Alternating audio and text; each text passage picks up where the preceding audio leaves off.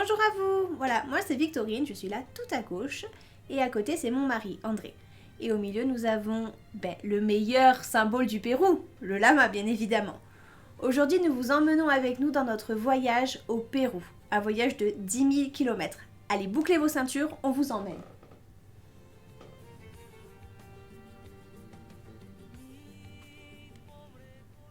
Comme vous pouvez le voir sur cette carte, le Pérou est bordé par l'Équateur et la Colombie, ainsi que le Brésil, la Bolivie, le Chili, sans oublier bien évidemment l'océan Pacifique.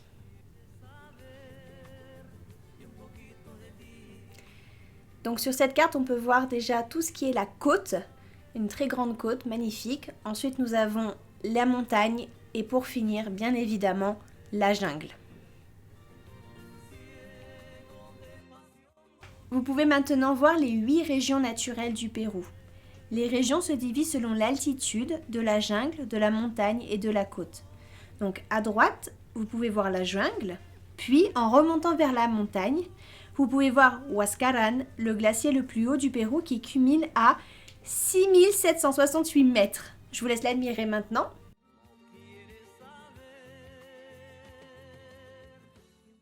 Et maintenant, nous allons pouvoir redescendre vers la côte pour visiter la capitale, Lima. Attachez vos ceintures! Nous voici donc arrivés à Lima. Pour notre première escale, nous allons atterrir à la Plaza de Armas. Donc c'est le centre historique de Lima. L'architecture de Lima a été très influencée par les Espagnols. On peut voir les couleurs éclatantes et les maisons au style colonial. Personnellement, cela me fait penser à la série de 1957 que j'adorais quand j'étais petite, c'est-à-dire Zorro.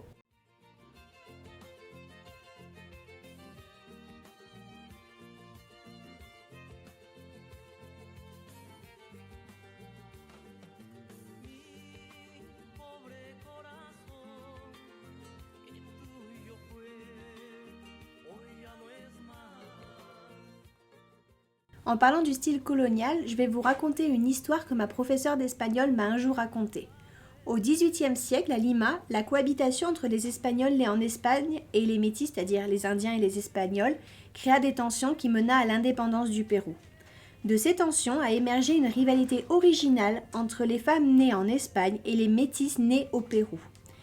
Les Espagnols qui arrivaient avec leurs somptueuses robes et leurs bijoux du vieux continent rendaient jalouses les Métis de Lima. Et à leur tour, ces dernières créèrent la mode des tapadas, les couvertes. Cela consistait à se cacher tout le visage, sauf un œil, mais en montrant une partie des jambes à l'air libre, ce qui à l'époque était totalement scandaleux. En prenant un comportement volontairement féministe et tapageur pour l'époque, elles ont attiré sur elles les foudres de l'Église catholique. Nous allons maintenant visiter le Lima moderne. Vous pouvez voir le quartier le plus riche de Lima, l'Argomar. Il y a beaucoup de buildings ainsi que des business qui fleurissent un peu partout dans ce quartier-là.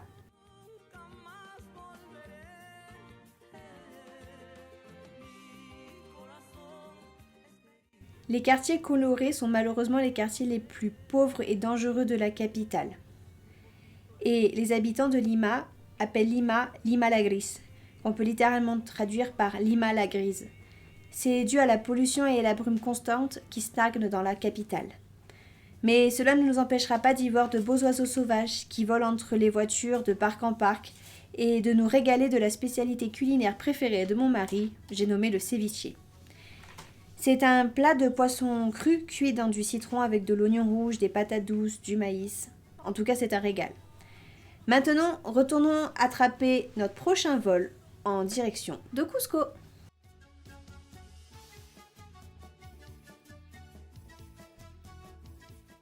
L'aéroport de Cusco est littéralement dans la ville. Les habitants qui habitent les quartiers proches des pistes d'atterrissage entendent le bruit assourdissant des avions du matin au soir. Montons dans un taxi et partons vers le centre de Cusco. Mais attention à vous, nous sommes à 3300 mètres d'altitude. Faites attention à vos poumons. Le centre de Cusco est facilement reconnaissable grâce aux tuiles rouges qui couvrent les toits. Le gouvernement a stipulé dans la loi que le centre de Cusco doit garder son style singulier en rénovant exactement comme à l'époque les bâtiments existants. Cusco est le centre du monde inca et depuis, cette ville mystérieuse s'étend la vallée sacrée que nous allons visiter ensemble. Pour commencer, faisons un court arrêt pour voir les salines des Maras.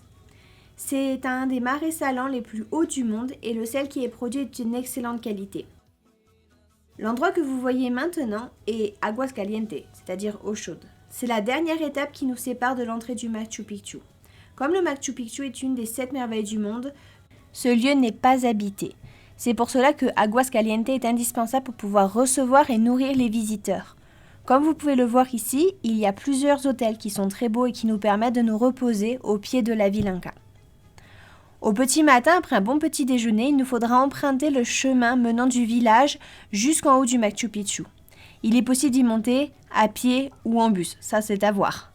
Je vous laisse prendre votre ticket et rentrer admirer ce chef-d'œuvre inca.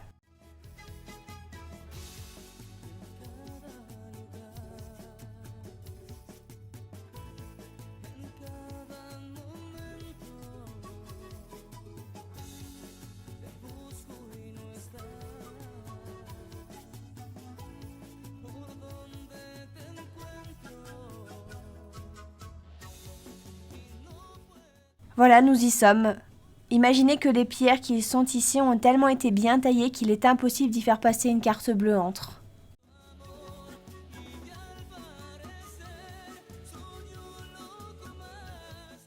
Le site du Machu Picchu est resté caché sous la végétation durant de nombreuses décennies avant d'être découvert en 1911.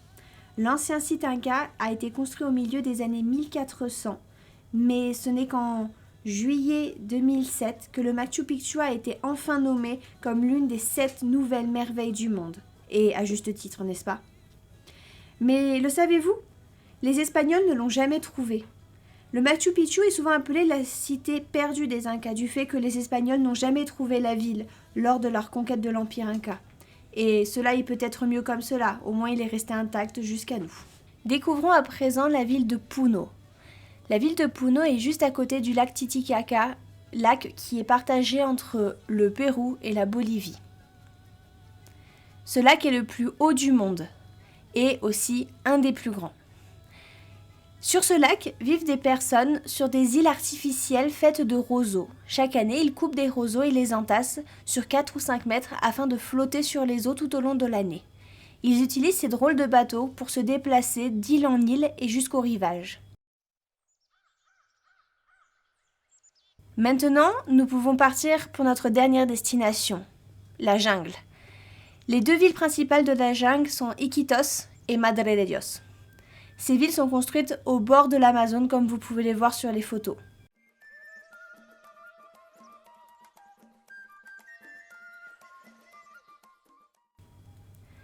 Depuis ces villes, nous pouvons naviguer sur le fleuve Amazone. Comme vous pouvez le voir, ce fleuve est en constante évolution, s'entortillant dans le paysage. Dans la jungle péruvienne, nous pouvons aussi rencontrer des animaux en voie d'extinction, comme le jaguar ou le boto, un dauphin rose d'Amazonie. Certaines petites maisons sont implantées directement dans le rivage, ce qui donne un charme incroyable au paysage. Nous avons été vraiment très heureux de vous accompagner dans ce petit voyage au Pérou. Nous avons été heureux de pouvoir vous montrer un petit peu de la culture d'André et de ce pays qui m'a absolument conquise. Nous espérons que ce court diaporama vous aura plu. Nous avons été très heureux de pouvoir vous faire découvrir un petit peu plus du Pérou par ce petit diaporama. Nous vous souhaitons une bonne continuation et n'hésitez pas à nous donner de vos nouvelles. À bientôt!